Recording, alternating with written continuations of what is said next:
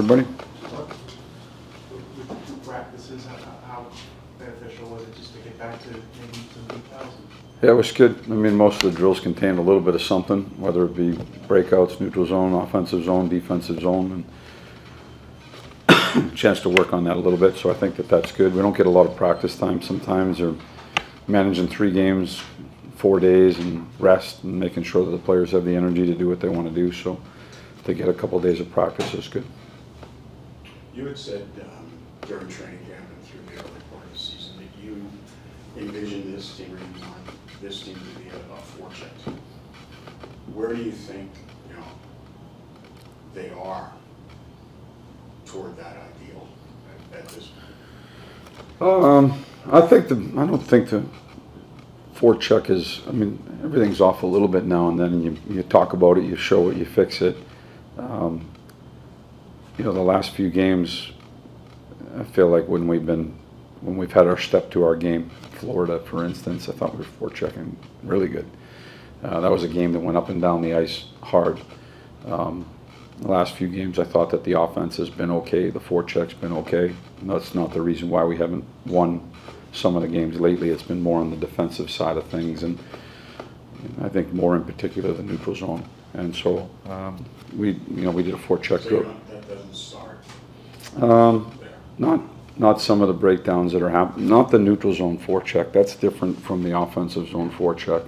Although we did do offensive zone forecheck out here today, just to hit it, to make sure that we're being aggressive, to make sure that we're getting the people in place that we need to get in place. But an area that we've talked about just recently is just the neutral zone and trying to clamp down in there. So that's still part of the forecheck, but maybe not what I was talking about at the press conference when I was saying we're go, we're going to get in, we're going to get, turn things over. So to that point, you think you're relatively pleased with where you are? I think that part of that leads to offense. So the decision making on the offensive blue line, which has been a subject as well, that leads to either A, we're getting in with the possession, or B, we've got to go get it. We've got to put it behind them and go get it back. On the times that we do put it behind them, I don't see much of a problem with it. It's more the times that we don't get it behind them, and those are the decision making that happens at that blue line. I don't think anything's ever like you just put it in the box and take out your Sharpie marker and put a check in the box and we're done. We worked on it today to make sure that we're staying aggressive. But as we take these 2 days and coming off of a game that we're not happy with the result, the emphasis was on a couple of different areas. When you look at the defense, is it just a couple breakdowns that just have led to goals against, or do you think it's the structure? Well, I explained it after the game, and then I think the next day too.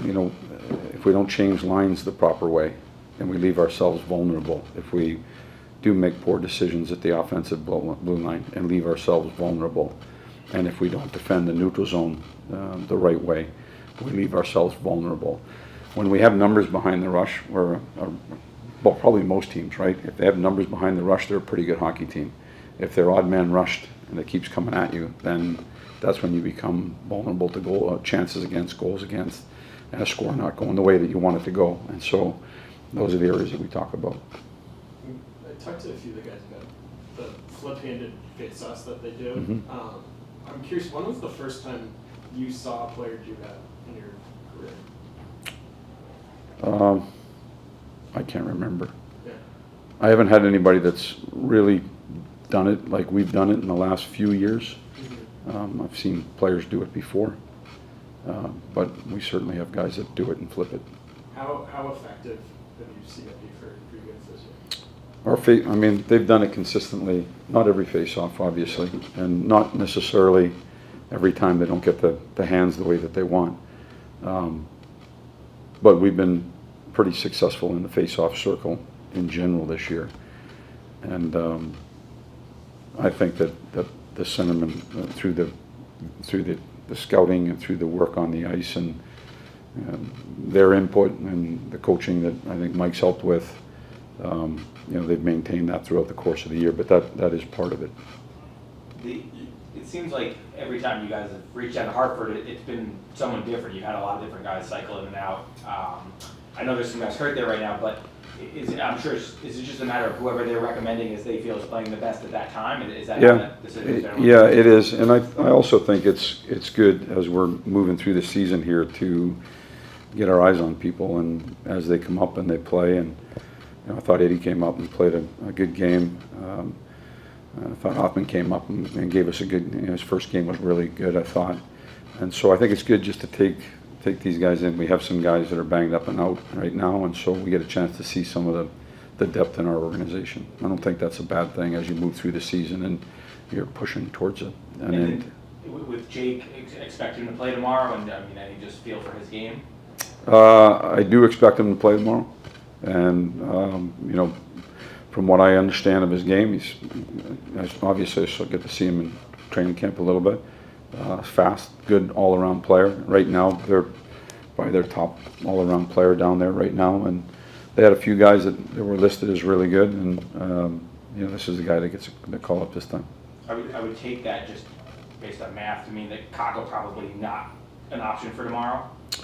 Right now he's day to day. Obviously he changed jerseys out here, which is although yesterday was really no restrictions on him, and today we removed the jersey, no restrictions on him. He looked really good again to me. Feels good. Right now he's day to day. Would you be concerned about a guy coming off a lengthy absence like that, thinking about back-to-backs? Would that be something you'd want to stay away from? I think we talk about all of that between the doctors and the training staff and management and coaches, and we do what's best for the player. A couple of things actually. The switch on right wing with Ryder's manager,